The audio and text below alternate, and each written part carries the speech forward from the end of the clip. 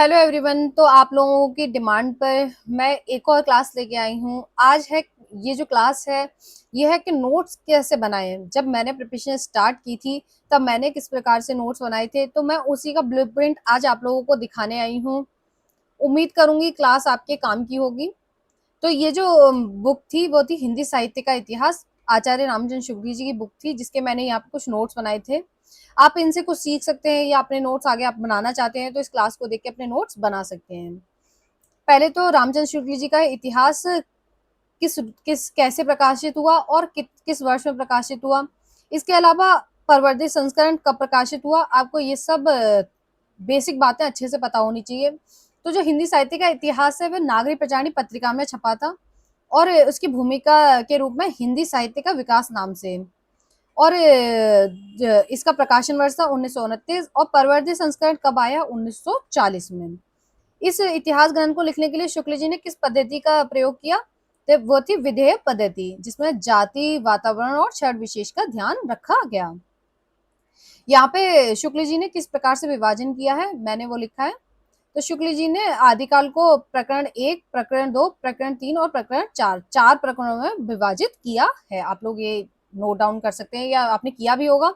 तो प्रकरण 1 का उन्होंने नाम दिया था सामान्य परिचय, प्रकरण 2 अपभ्रंश काव्य, प्रकरण 3 देश भाषा काव्य, प्रकरण 4 फुटकल रचनाएं।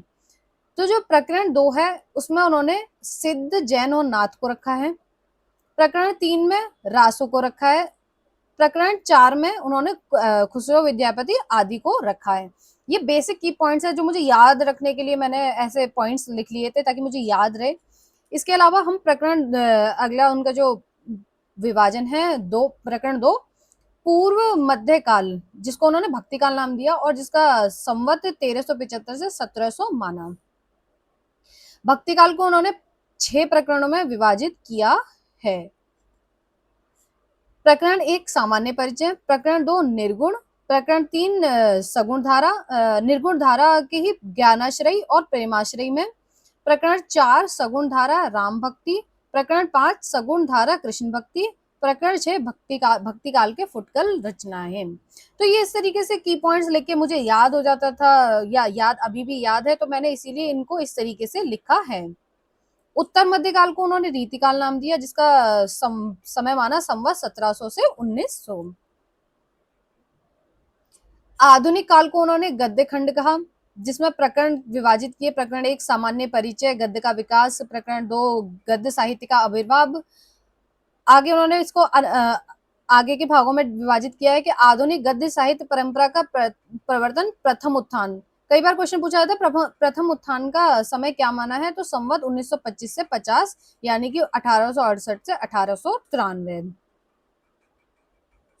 गद्य साहित्य का प्रसार, द्वितीय उत्थान का समय माना है संवत 1950 से 1775 और इसका समय माना है 1893 से 1918। मुझे याद है कि इग्नू के पीएचडी एंट्रेंस एग्जाम में पूछा गया था कि द्वितीय उत्थान को शुक्ल जी ने क्या नाम दिया। तो आप मुझे बताएंगे कि द्वितीय उत्थान को शुक्ल जी ने क्या नाम दिया, या इसमें किस कौन से प्रगतिवाद, प्रयोगवाद, छायावाद, द्वैधी युग, या किस किस का वर्णन यहाँ पे मिलता है। यहाँ आधुनिक काल का काव्य खंड का विभाजन आगे मैंने लिख दिया है।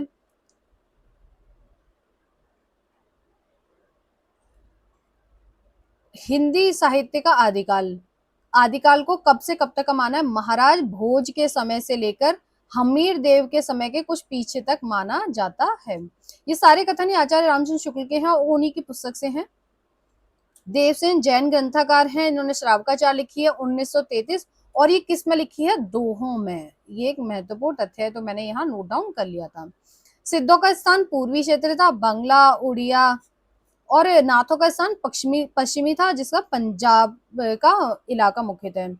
बौद्ध धर्म विकृत होकर वज्रयान बना, जो बाद में तंत्र मंत्र का सहारा लेने के कारण सिद्ध कहलाए। लुइपा की प्रमुख पंक्ति है का तरुवर पंच विडाल। इसमें पंच विडाल क्या है? हिंसा, काम, मोह, आलस्य और विचिकित्सा।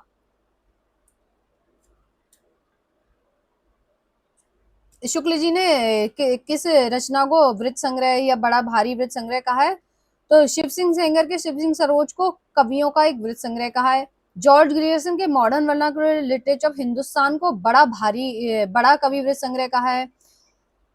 सिर्फ कवि वृत्त संग्रह कहा है शिव सिंह सेंगर वाले को, जॉर्ज ग्रियर्सन वाले को बड़ा कवि वृत्त संग्रह, और मिश्र बंधु विनोद को बड़ा भारी कवि वृत्त संग्रह कहा है। तो इस तरीके से मुझे याद रह जाए। कंफ्यूजन, जितने भी कंफ्यूजन वाले पॉइंट्स थे मैंने यहाँ नोट डाउन कर लिए थे। उन्होंने आदिकाल नामकरण करने के लिए कितनी रचनाओं का सहारा लिया? टोटल 12 रचनाओं का, जिसमें से अपभ्रंश की कौन सी थी, देश भाषा की कौन सी थी। इसको इसमें जो अपभ्रंश की थी वो 4 थी, विजयपाल रासो, हम्मीर रासो, कीर्तिलता, कीर्ति पताका। इसकी ट्रिक हम ऐसे कर सकते हैं, विजय, हम्मीर, की। तो इस तरीके से भी आप याद कर सकते हैं। देश भाषा की रचना है जयचंद प्रकाश, विद्यापति पदावली, खुमान रासो, परमाल रासो, पृथ्वीराज रासो, बीसलदेव रासो, खुसरो की पहेलियां और जयमैन जस चंद्रिका। इसमें जो 3 रचनाएं हैं, बीसलदेव रासो, विद्यापति की पदावली और खुसरो की पहेलियां, ये 3 श्रृंगारिक हैं, यानी कि वीर गाथात्मक नहीं है। बीसलदेव रासो के बारे में उन्होंने जो महत्वपूर्ण कथन कहे हैं वही, यह घटनात्मक काव्य नहीं वर्णात्मक है। इस ग्रंथ में श्रृंगार की प्रधानता है, वीर रस किंचित आभास मात्र है। नोट जो लिखा है मैंने, इन्हीं 12 पुस्तकों की दृष्टि से आदिकाल का लक्षण निरूपण और नामकरण हो सकता है। इनमें से अंतिम 2 और बीसलदेव रासो को छोड़कर सभी शेष ग्रंथ वीर गाथात्मक हैं।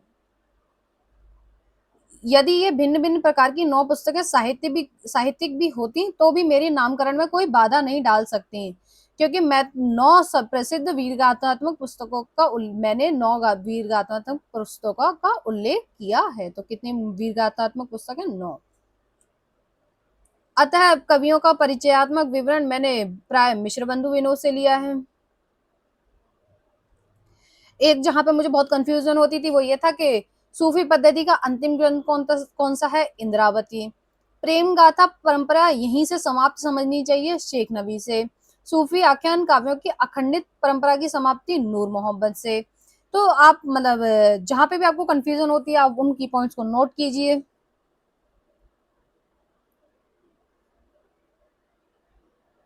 ये भी कुछ अन्य महत्वपूर्ण तथ्य हैं कि अपभ्रंश का नाम सर्वप्रथम शुक्ल जी कहाँ बताते हैं? कि धारसेन द्वितीय के शिलालेख पे। इसका भाषा की कसौटी पर यदि ग्रंथ को कसते हैं तो भी निराश होना पड़ता है, क्योंकि यह बिल्कुल बेठिकाने है और उसमें व्याकरण आदि की कोई व्यवस्था नहीं है। तो व्याकरण आदि की व्यवस्था किसमें नहीं है? पृथ्वीराज रासो में। यह पूरा ग्रंथ वास्तव में जाली है, पृथ्वीराज रासो के विषय में ही आचार्य रामचंद्र शुक्ल कहते हैं। ये जयमंग जनचंद्रिका जयचंद्र प्रकाश का उल्लेख किस रचना में मिलता है? तो राठौरी ख्यात में, जिसके लेखक हैं सियाचल दया दास। यहाँ पे ये कट गया है, ये गोरखनाथ जी का समय है। गोरखनाथ, जिसको राहुल सांकृत्यायन जी क्या माने हैं, हजारी प्रसाद द्विवेदी जी क्या माने हैं, रामचंद्र शुक्ल जी क्या माने हैं, और राम कुमार वर्मा जी कितना माने हैं? तो राहुल सांकृत्यायन 1845 ईस्वी, हजारी प्रसाद द्विवेदी 9वीं शती, रामचंद्र शुक्ल 13वीं और राम कुमार वर्मा भी 13वीं शती मानते हैं। पेपर में यूपीएससी असिस्टेंट प्रोफेसर के एग्जाम में इससे रिलेटेड क्वेश्चन आ चुका है। दादू पद के लोग सतराम कहकर अभिवादन करते थे, इनका संबंध भरानी की पहाड़ी से है।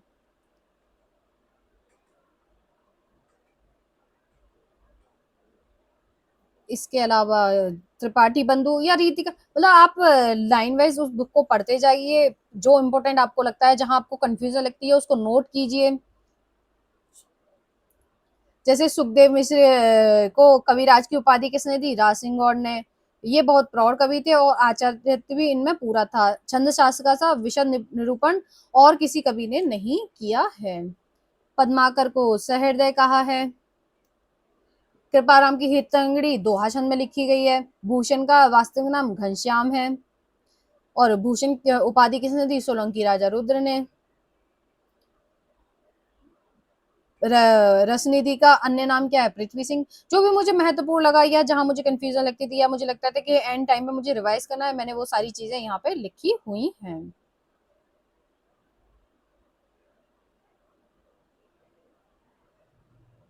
ये सजीव मूर्ति विधान करने वाली कल्पना बिहारी को छोड़कर और किसी कवि में नहीं पाई जाती।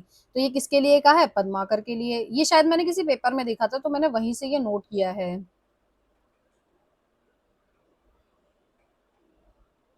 स्वसुखी और तत्सुखी में मुझे स्टार्टिंग में कंफ्यूजन होता था, तो मैंने वो यहाँ पे लिख लिया कि किस भाव से करते थे, पति पत्नी भाव से। जैसे रामचरण दास, इनकी शाखा का नाम था तत्सुखी, और ये किस भाव से करते थे? पति पत्नी भाव से। और इसके अलावा जीवाराम थे, वो तत्सुखी शाखा से थे और सखी भाव से राम जी की पूजा करते थे। संतो मगन भया मन मेरा, ये रज्जब की पंक्ति है। ये भी शायद मैंने किसी एग्जाम में देखी थी, तो मैंने वहीं से ये नोट की है। आखिरी ये जो बहुत कंफ्यूजिंग है, जैसे बोधा, बोधा को रसोन्मत कहा है, आलम को प्रेमोन्मत कहा है। प्रेम की पीर की व्यंजना भी इन्होंने बड़ी मर्मस्पर्शी युक्ति से की है। तो बोधा ने क्या की है व्यंजना, तो मैंने इसको ऐसे याद किया था। आलम ने प्रेम की पीर या इश्क का दर इनके एक एक वाक्य में भरा हुआ है, तो आलम के वाक्य हैं। घनानंद की प्रेम की पीर को लेकर इनकी वाणी का प्रादुर्भाव हुआ है, तो ये वाणी जो है घनानंद। और जायसी के लिखा है, हृदय कैसा कोमल और प्रेम की पीर से भरा हुआ है। तो आप इस तरीके से नोट्स बना सकते हैं। उम्मीद है क्लास आपके काम की होगी। क्लास को ज्यादा से ज्यादा लाइक करना, शेयर करना। Thank you so much.